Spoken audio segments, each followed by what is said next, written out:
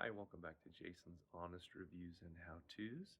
I'm going to be looking today at this fingerprint padlock from Anweller. I have reviewed something similar before on my channel. In fact, it uses the same app. I'll link that video just because there are some similarities and some differences, some good, some bad, between these two. So, first of all, I like that it is very compact in size. There's a little charging port on the bottom. It does use a micro USB, which is kind of an older technology. I was a little surprised by that, but everyone probably has a micro USB cable sitting around still. If not, it does come with one.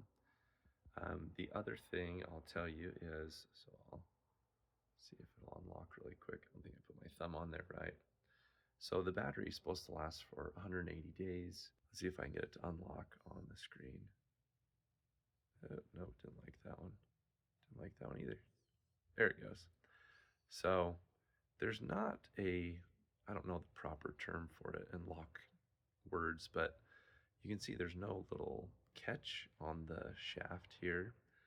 And so there's nothing mechanically holding it in place on that end. And I know a lot of locks, like you think of the little luggage lock on you put in your suitcase, for example, doesn't have that. And the shackle itself is fairly thin. So I don't think it'd be super difficult to break, but probably not the type of lock you're going to be using to lock up your precious jewelry or things like that. You know, this is for throwing on a locker at the gym or something like that, in which case it works great. The other thing I'll say that I don't love is that there's no backup way to open this except for the app. So I guess there is one other way to open it, which I'll show you in a second. But there's no key that you could put in case of emergency. If it dies, I guess you'd have to bring a power bank and recharge it enough that you could get it to open. Or if it just fails to recognize your fingerprint, or you lost your phone and you don't have access to the app anymore. I can just think of several scenarios where it'd be nice to have a backup key there, and there's not. So that would be my only negative there. Again, size-wise, the shackle is narrow enough. It probably would fit on most anything. Man, the fingerprint was working really good till I went to show you. You can add, yeah, it still doesn't want to go. You can add multiple fingerprints in the app, which I'll show you in just a second here.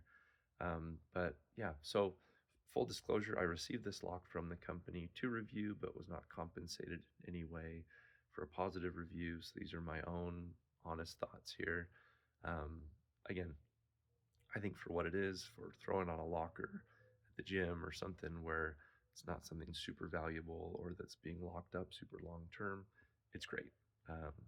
For high security, yeah, not really, but I don't think that's really the purpose. Okay, so this is what the app looks like. You can see I have both the one from my previous video, and then I just named this one Gold Lock, so I would keep them straight.